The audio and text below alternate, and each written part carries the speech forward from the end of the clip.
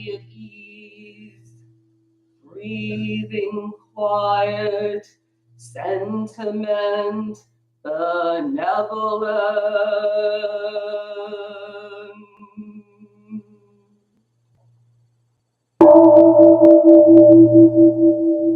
Dharma friends, sitting still in vital silence, wanting nothing.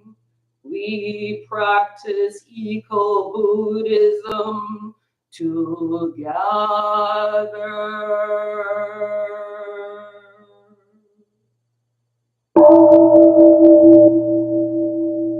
The sound of the temple bell booms for all to cease from conflict.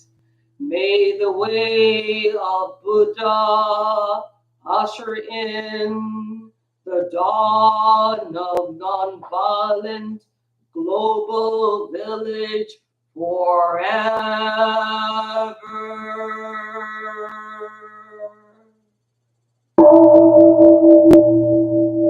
Here is the after sound of the bell, thunder of silence, light after Dharma rain.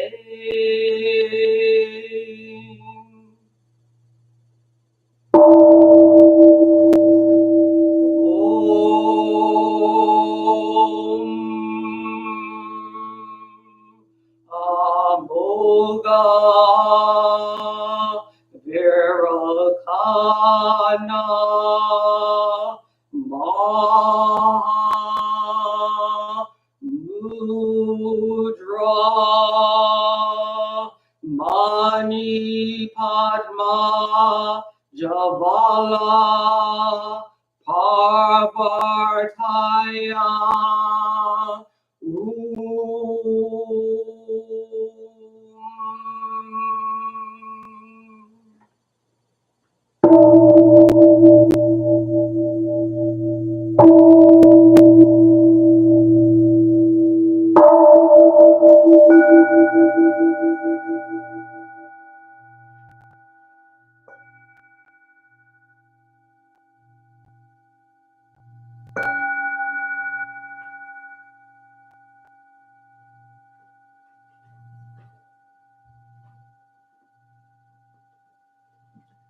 Please stand and join me in chanting of the three refuges.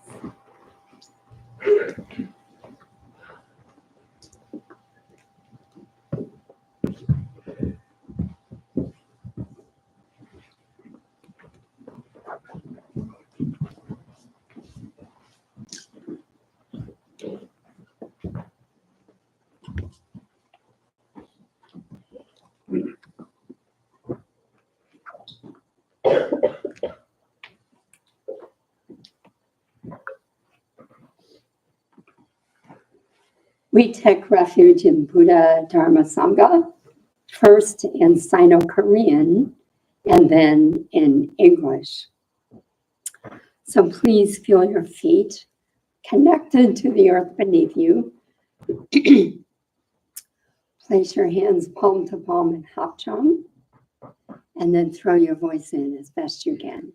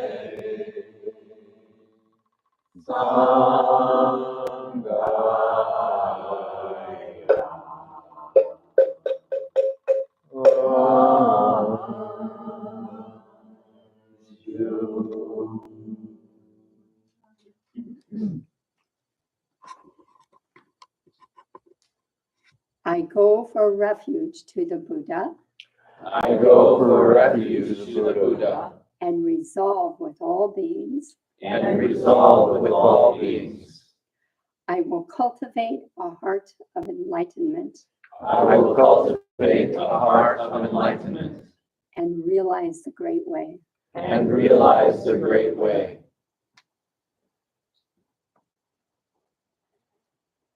I go for refuge to the Dharma I go for refuge to the Dharma and resolve with all beings. and resolve with all beings. I will penetrate the teachings I will penetrate the teachings and uncover oceans of wisdom. and uncover oceans of wisdom.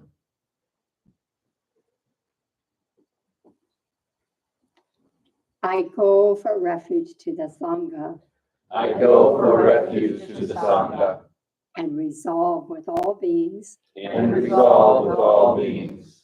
I will seek peace and happiness for the many I will seek peace and happiness for the many and transform this world into Buddha lands unimpeded.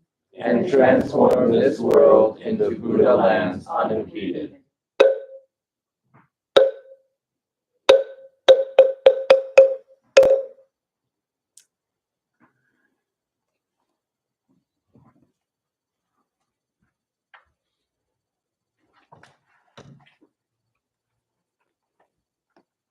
And now we read this dedication to our ancestors. On this 30th day of March 2025, we acknowledge that this land where our temple buildings stand has been home of Native peoples, the Potawatomi, the Odawa, and the Ojibwe, the Council of the Three Fire Tribes, and also of Black Americans. We know that this neighborhood used to be a historically Black neighborhood during times of racial segregation and oppression. For our own awakening and for the awakening of all life, may the benevolent energies of our meditation, chanting, and full presence here at the service this morning extend to all beings on this planet and throughout time and space. May there be a deepening of our interbeing. May peace prevail and wars cease. Let us make 3 bows to the altar.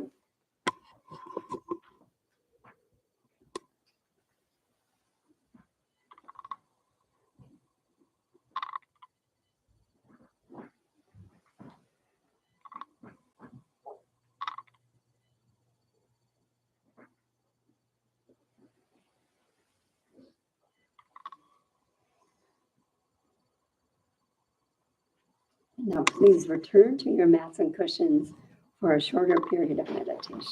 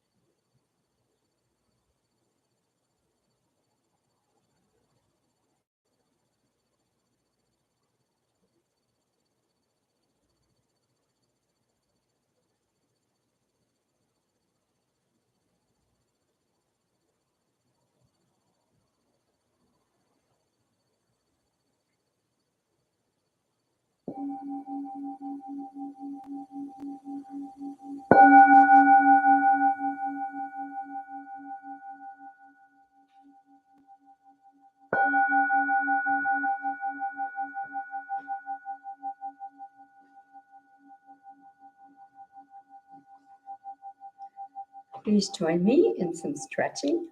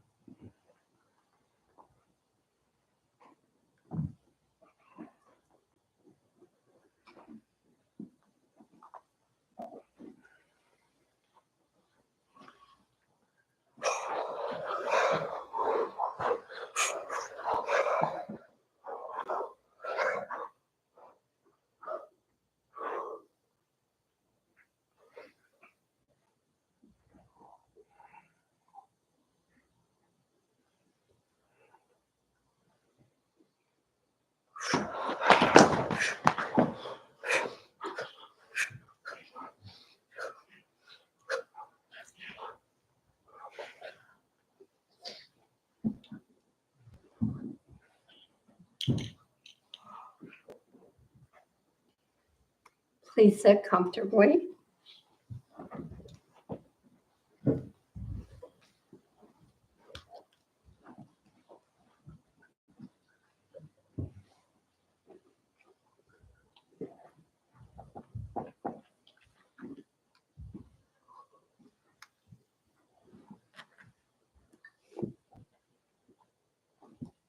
So good morning.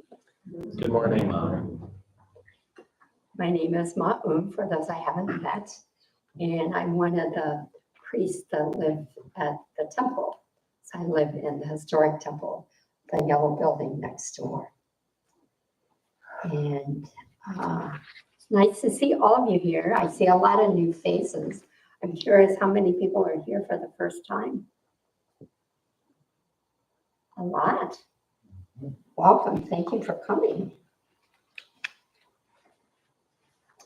So this portion of our service is a Dharma talk and Dharma discussion. And our topic today is going to be about death, something we don't talk about so often in this culture. If you look behind me on the altar, you will see the statue of a reclining Buddha. This is the Parinirvana Buddha. And a few weeks ago, we celebrated Parinirvana Day. Several of you were here for that. And during that special service, what we did was recount the life of the Buddha.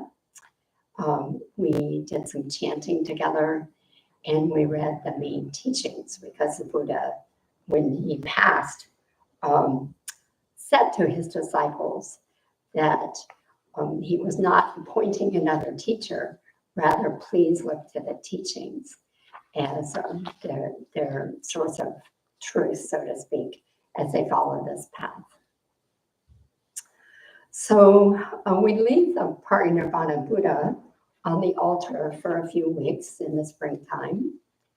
And one of the reasons we do that is it's just a reminder to us to think about this topic of death now and again. So how often do you think about death? For most of us, probably not every day. I know that now that I've reached my 70s, I think about it more than I did certainly when I was a teenager. And it comes up for me in a couple of ways. First of all, I have more experience with death because members of my family have passed away, friends have passed away, things like this. But also I'm aware of the aging of my body.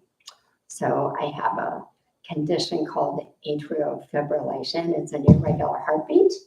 And whenever that crops up, thoughts of death come to mind. I haven't died yet, but one of these days maybe I will. And so when these thoughts of death come up for me, the next thing that comes to mind is unfinished business. Do I have any unfinished business? And so is all my documentation in place so that people know what to do with material possessions and things like that? But then also, do I have any unfinished business with the people in my lives that I need to take care of? Sometimes in our Buddhist tradition, when somebody we're close to, or somebody we know well or inspired by passes, we do a 49-day period of chanting, special chanting for that person, which helps process their passing. And I also reflect upon Buddhist teachings. So some of the Buddhist teachings are just a reminder that death is a natural part of life. It's a transition to another life form. In our Buddhist practice, we do believe in continuation, but not in a literal sense. So it's not like there is a soul that hops from life to life to life, this kind of thing, but rather it is a transition of energy into the world.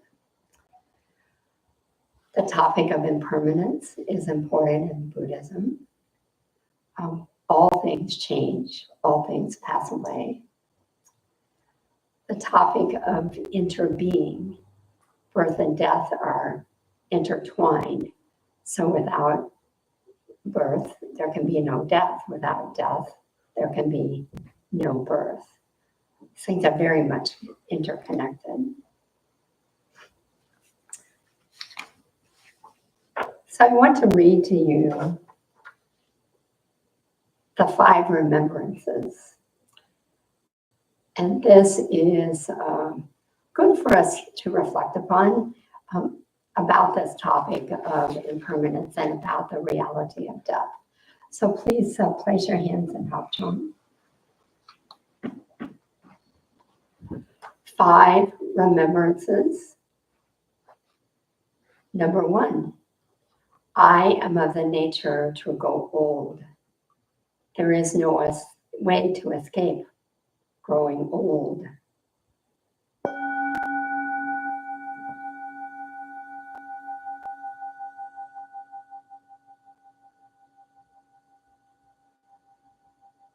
Number 2, I am of the nature to have ill health. There is no way to escape having ill health.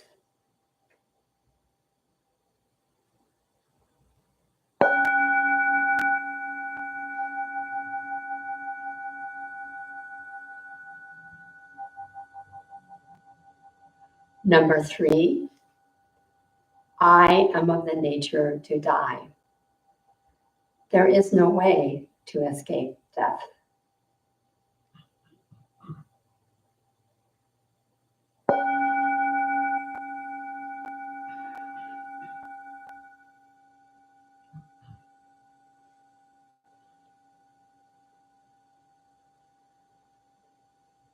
Number 4, all that is dear to me and everyone I love are of the nature to change. There is no way to escape being separated from them.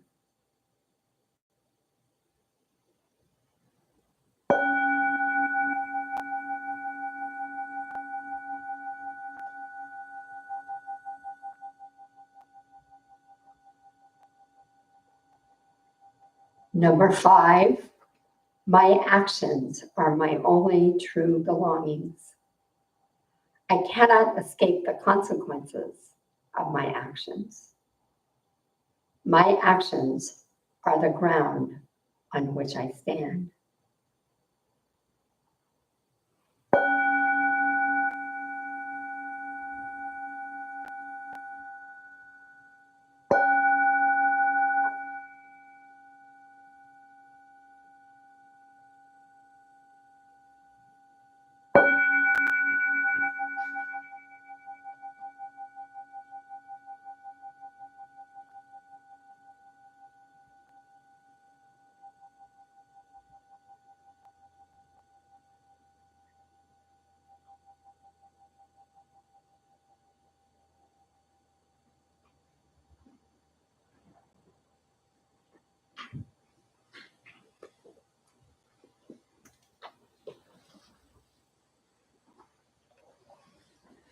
So famous Buddhist teachers, some famous Buddhist teachers sort of offer these reflections about death.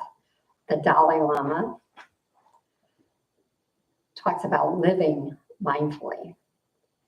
If we wish to die well, we must learn how to live well. Hoping for a peaceful death, we must cultivate peace in our mind and way of life. And Thich Nhat Hanh, don't wait to start living, live now. So it's interesting, these very famous Buddhist teachers turn our attention back to the business of living as some sort of our best way of preparation for death. So today, what I would like for us to do is to break into small groups to have some discussion. And there are 2 topics for discussion. The first topic is, how have you been touched by death? And the second topic is, how can you live as if you were going to die at any moment?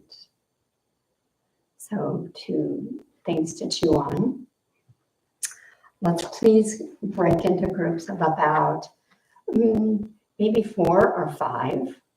So look around you come into small groups.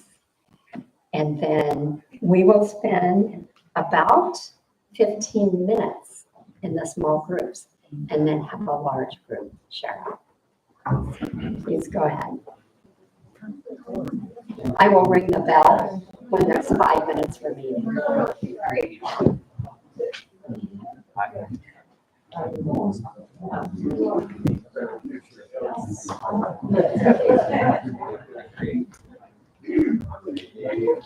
So again, the two topics are, number one, how have you been touched by death? And number two, how can you live your life as if you could die at any moment?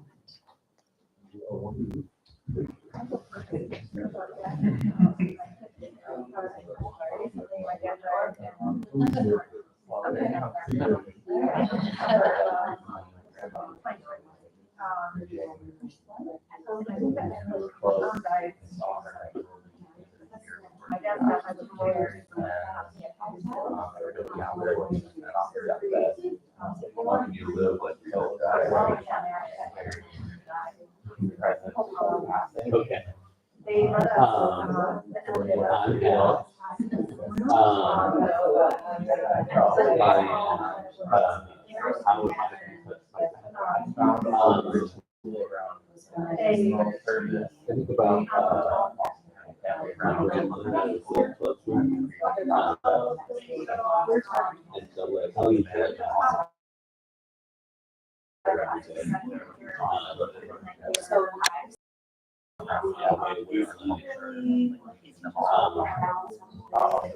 I think about how that relationship affected me, all the way her feels like that she's still part of me. The more I talk to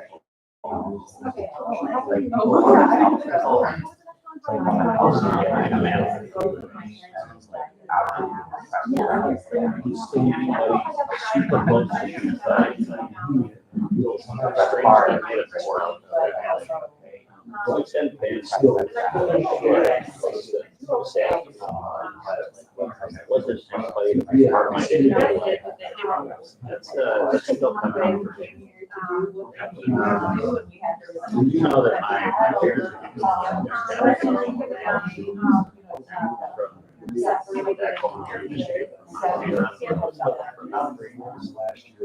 and my parents getting older, a big part of that. I'm an only child. Came across the realization. I just keep hanging out here on the other side of the country. I don't want to wait for a call to come in at 0 hours. I gotta rush. Yeah.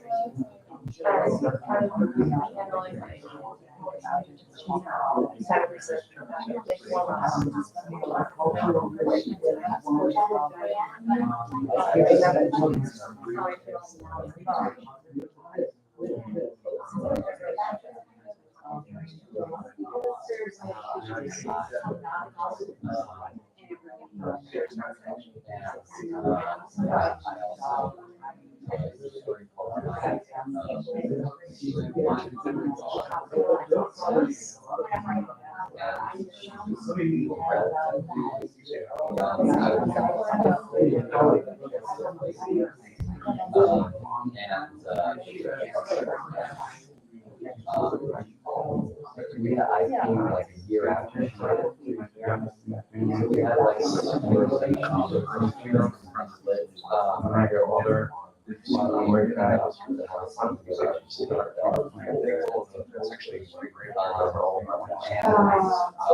She was very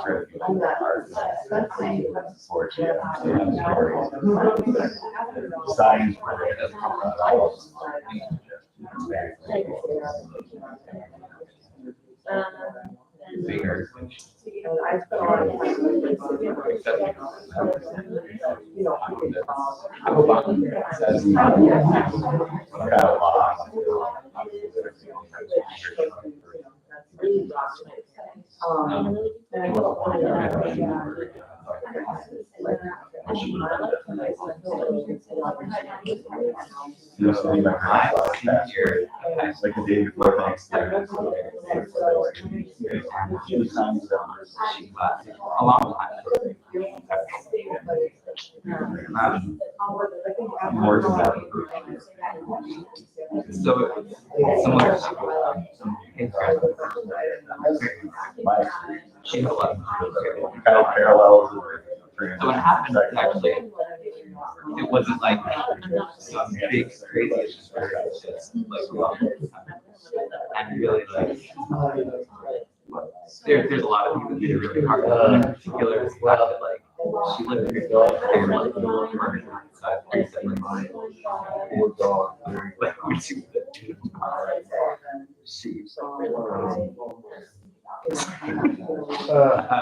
talked about like the worst part, like she didn't care living here, so curious about her kids and do. And she, like, I grew up in Appalachia, outside the city limits and everything. All of her homeschooling, driving us everywhere, teaching violin and stuff, and art. And it's like, so, you know, like, dang, that's really hard to live and carry the burden of someone pretty much giving you like their entire my grandfather was like all my grandparents. So that's one really different way that I've experienced it. Not only did my mom, but my grandparents' child died, and how I see how they are interpreting it and how they're going with it. My grandfather was a reporter, actor, and he was a lot of interviews. And he did one interview with my mom when she was 7 years old. And long story short, like when I was really little, I happened to buy like some tape player from my tapes. And that same tape player, like a couple years after she died, he played me the recording of the interview. And I have it like, on my phone. I listen to it all the time. She said, my favorite question is, if your kids listen to this one day, what do you want to say? She said, well, I'm really excited to be having you. I'm really curious to see who you are. I hope you know that good is what someone else tells you. You have to grow up yourself. So that's been one of my like mantras going forward.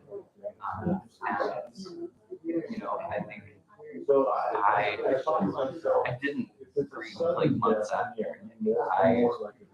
The same way that I grieve of being after is the same way that I used to grieve. That's why like trying to live a life that she would at least find interesting. She was. All right, how do we live such that you might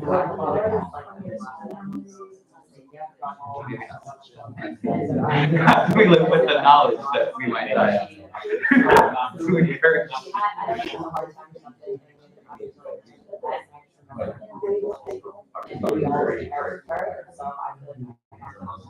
My great grandmother.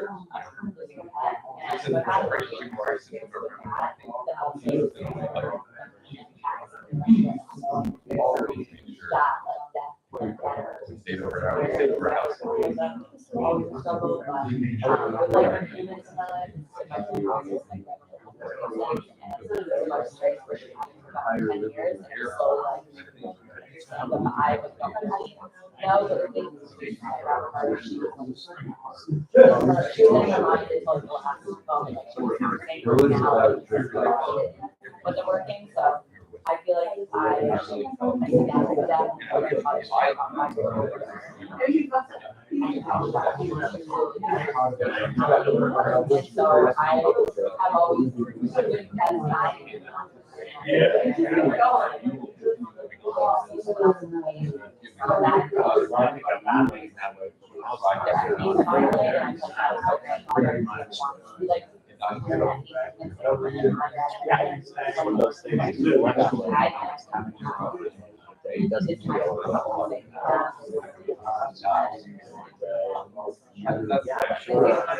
I'm sure if I were in the ground, it'd be hard to understand hours of my time. One of the things in office and doing all these things just fill time and don't really matter. I live around my absolute in the most pleasure. So about 5 more minutes. Expand upon. I think in many ways, like we are parts of this all the time. You know, like we were kids, we had dreams. We could remember dreams. You know, like sometimes you wake up in the middle of the night after like a nightmare, you're nightmare. So one of the things I love the beauty of an artist is like I choose to live the way in spite of the fact that I'm going to be able to get tomorrow, I'll be dead tomorrow. And I think that's what makes it is that this instance, like I try to each instance, I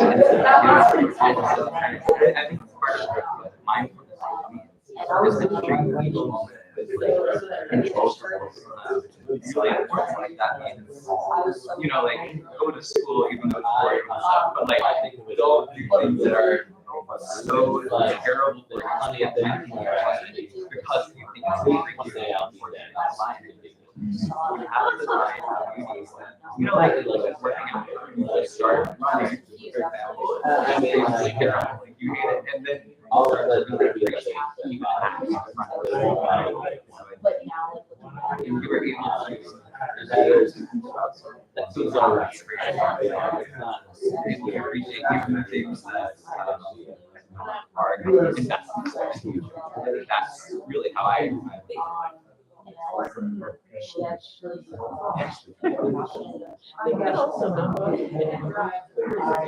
Well, that's the problem.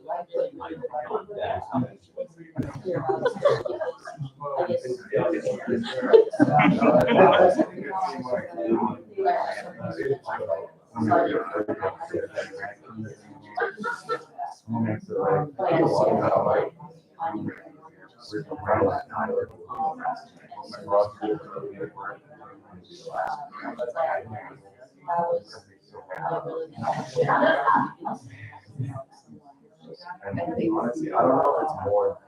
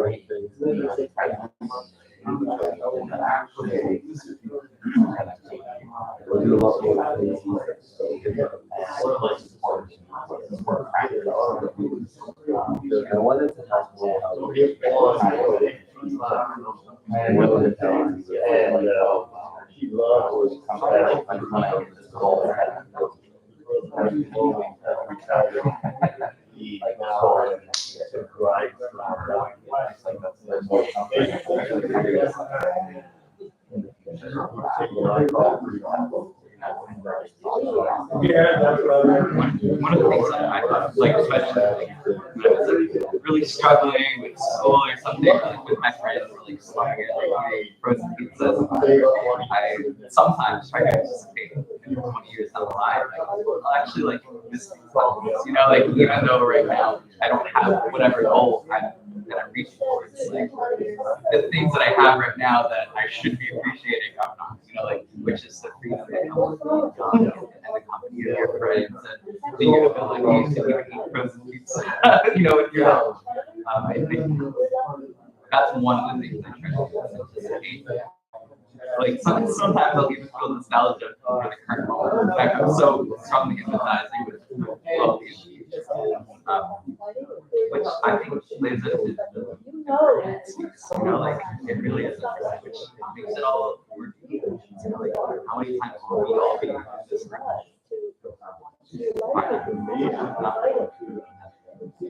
think it's what this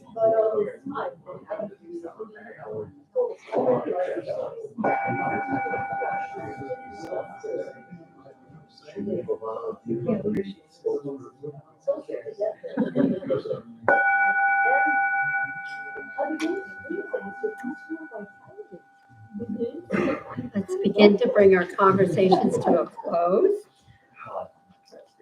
And come back together.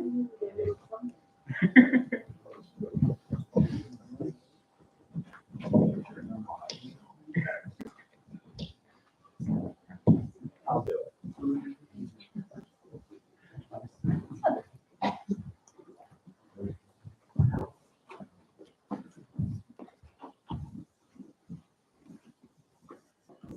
So I'm very interested in hearing what you learned, what you discovered from one another. In particular, let's focus on that second question, which is how can you live your life as if you could die at any moment? And who would like to be the microphone runner? That volunteer, please. I will. Thank you. Here. Did you get a person for your group? Everyone? Okay, yes. Yes, I'm the camera person. I can't do it. So, the things that came up in our group regarding the second question, living in the present moment, doing what you want to do until you can't do it anymore. And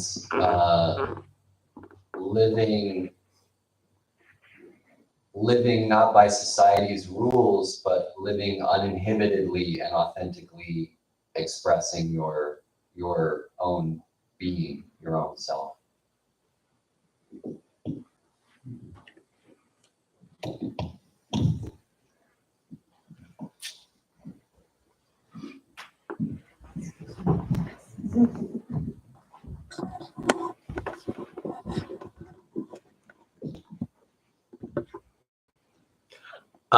We talked about some similar things. Certainly, with more limited time, we would do the things that we care about more. But also, we talked a little bit about how some of these like trivial things that we're concerned about, things that in the big picture don't really mean very much to us now, that kind of stress us out a lot. How it would be easier to let those things go and focus on the things that we want to.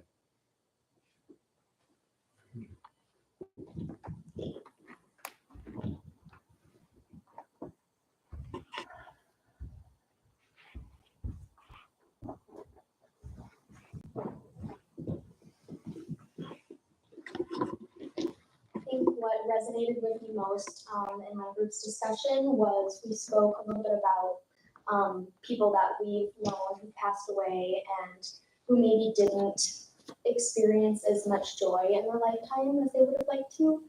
And I think that a really great takeaway of how we can live our lives in inspiration of that is to just live with as much joy as we can possibly build, and in whatever way that is. And I think that's kind of the beautiful part, is that the joy is different for everyone. It comes from a different place. So I don't think there's like a one size fits all to this is how you should live your life.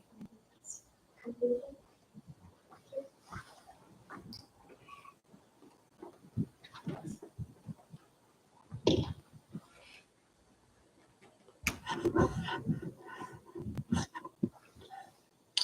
So in our group, is the microphone working?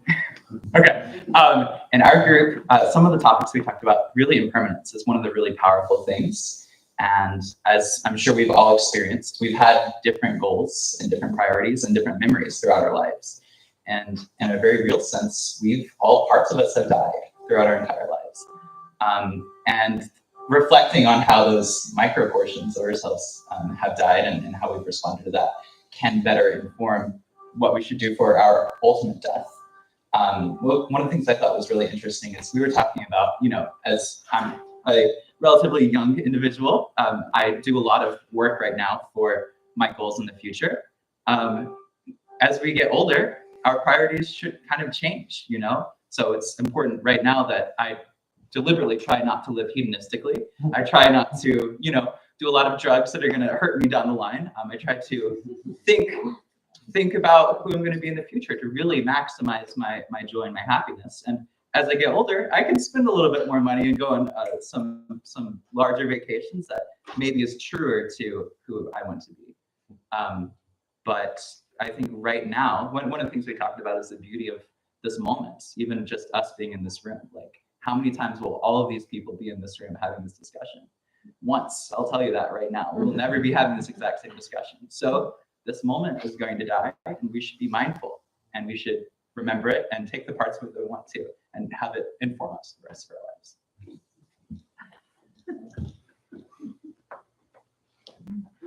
What's your name? Gregory. Cricket? Gregory. I wish it was Cricket.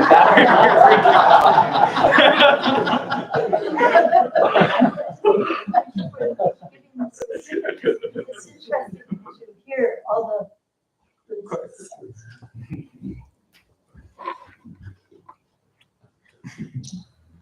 our group discussed the first question, how death impacted us. We talked about our parents, we talked about our big brother, we talked about our grandma, and how it impacted us by how they influenced our lives and the influence that they had. But we also talked about the appreciation for Buddhist teachings and the meditation practice. To know that both birth and death are just concepts placed on the mind. And one of the members of the group wrote a poem, and it went like this. I can't die because I was never born. I'll take another name when I take another form. And we understand that to be true. The most impact on my particular life was my mother. She died 40 years or so ago. And my concept of death is that I'm gonna see my mother's spirit. She's gonna say, son, it's time to come home. I would do anything to look upon her face and hold her hand one more time. And that's how I see it. As my teacher told me, he said, when you leave, what will you take with you? Are you gonna take the love, the respect, and the appreciation of others? And that's what I work towards. That's what I work towards. Is to know I was loved by my, and we shared this, me and my friend here. My wife loved me today. My adult children respect me. My adult grandchildren admire me. And my great-grandchildren adore me. Thank you.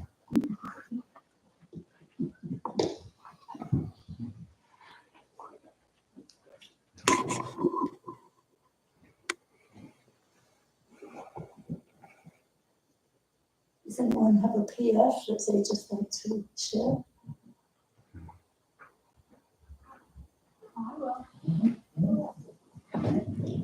I shared with the group that I don't know where the quote came from, but I say it most mornings, is death is certain, there is no escape, each moment brings me closer. And I told them I don't see that as morbid at all. It makes me look at that today. You know, I say it in the morning and like, wow, I have this day. One more PS. My teacher once told me there's only 5 ways that the body dies. Homicide, suicide, accidental, disease, and natural. He said, forego the first 4 and hold to the 5th. He said, we all take a natural birth, but very few humans die a natural death. Thank you.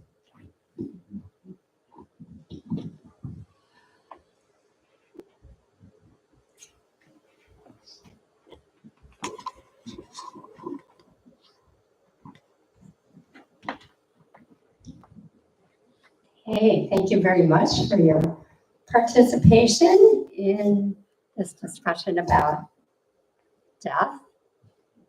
And let me read a poem kind of in closing. I can find it here.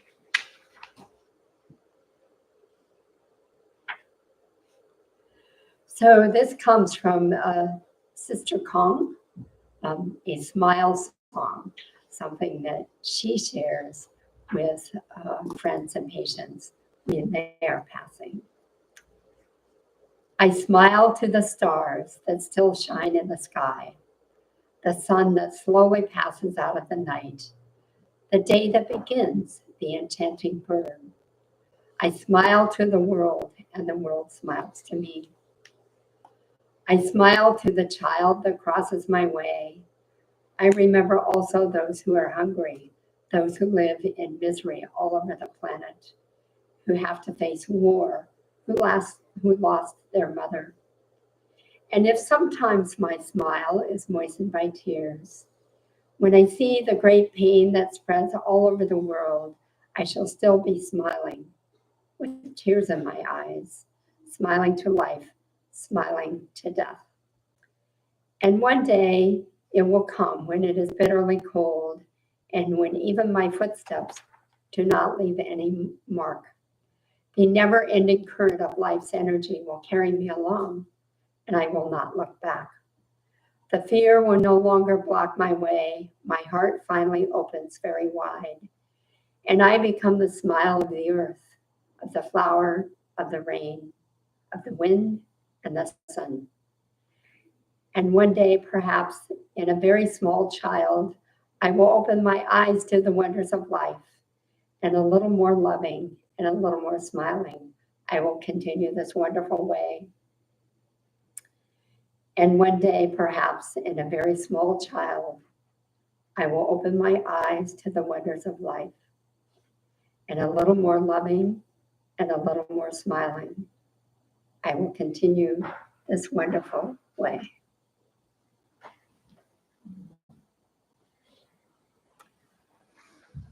So let's say together the 4 great vows.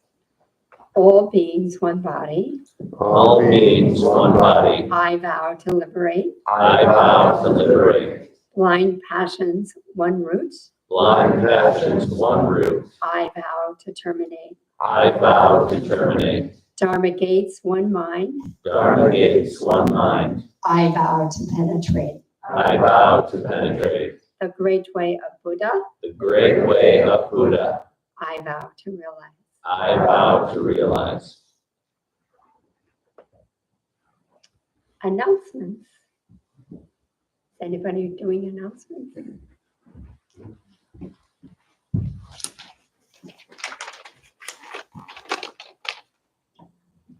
Hello, can you hear me? Well, good morning and welcome to the Arbor Zen Temple. So let me sit down here. There are a lot of new people here. Once more, can you raise your hand if you're new? Awesome. Yeah, welcome and glad to meet you. And if you have any questions or you want to talk or anything, we'll be outside here, people in gray and myself, if you want to talk. I'm happy to talk to you. We have a variety of temple programming in the spring.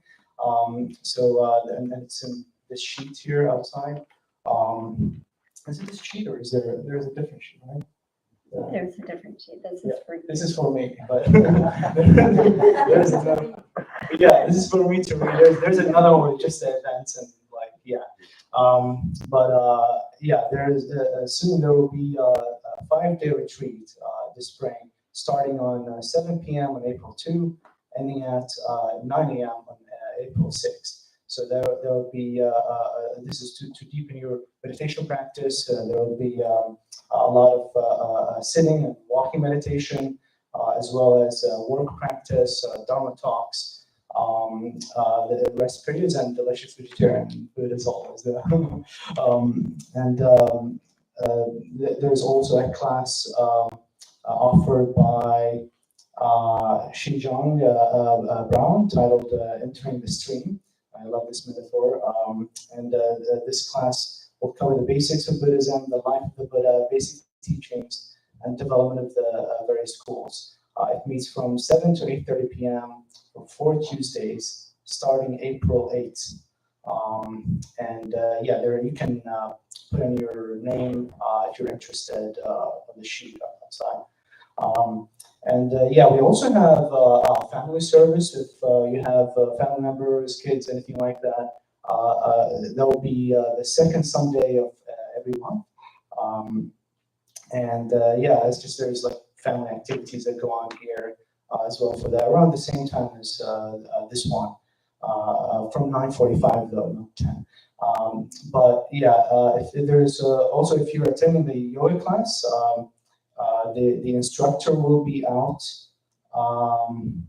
but the class will resume on April 22. Let's see. So there is also the meditation classes. So there is a 5-week version, which starts from 6:30 to 8:30 p.m. on Thursday evenings, I think it says the class started last Thursday. Is that still current? Or? Actually, we're 2 weeks in. So Okay, 2 weeks in. probably should just go for the next one. Okay, yeah. The next one, do you know when it starts? It's a retreat that's on there. Okay, so there is also, the retreats here, on Friday evening at 7 p.m. Through noon on Saturday. And this will be on April 25 to 26. So yeah, this will be sort of a more condensed form of the meditation class. And it will include an overnight stay, breakfast at the temple, and a lot of meditation. I imagine sitting and walking meditation. There's also an evening sitting for the Sangha every Wednesday evening from 6:30 to 8:30 p.m. All Sangha members are encouraged to join that midweek. There's also every Saturday from 3 to 5 we have a work practice. What are we doing nowadays is the work practice. The garden is going to be a focus. We're actually going to have some work practice today, getting back to after the service for about 15 or 20 minutes. So if there are a few people who would be willing to help meet at the back door of the historical temple right after the service. Yeah, awesome. And there's also another work practice going on with the lantern making as well. So we're making lanterns for Buddha's birthday on May 4th. Yeah. You're welcome to join as well too. Welcome. Any other word on that? No other word. Just come and join us and make some petals and the lanterns. The lanterns will be strung here in the Buddha Hall for Buddha's birthday, and they will be lit. And there's also the possibility too that you can have a dedication. So you can choose a lantern, and if there's someone past or present, or that you want to make a dedication to, or a sentiment, we have dedications that you can attach to the lantern of your choice. So please do come. It's an old tradition, hundreds of years tradition, and it's very much within the tradition of this temple, which is a Korean tradition. And there's also the online Sangha service. If you don't want to, if you want to do it online, there is it's a Sunday night from 7 to 8:30 p.m. And it includes practitioners from across temples in Toronto, Ann Arbor, and New York. Besides that, thank you for joining us this morning. This temple is entirely supported by your kind donations of time and money. So for time, you can join us in work practice, and for money, there is a people over there that you can put whatever for support this awesome place. Thanks a lot.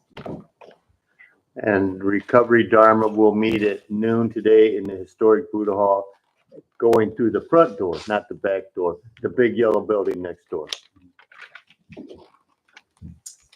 Right, thank you. As we prepare to leave the room, we will stand, make 3 formal bows, and then I ask your assistance in putting away mats and cushions. So mats and cushions that touch the carpet remain. Those that are on this side of the room go on the stage. The mats and cushions on this side of the room go in the back corner. And Lisa, you've done this before, so maybe you could sort of help people start this out. Great, thank you. Let's stand.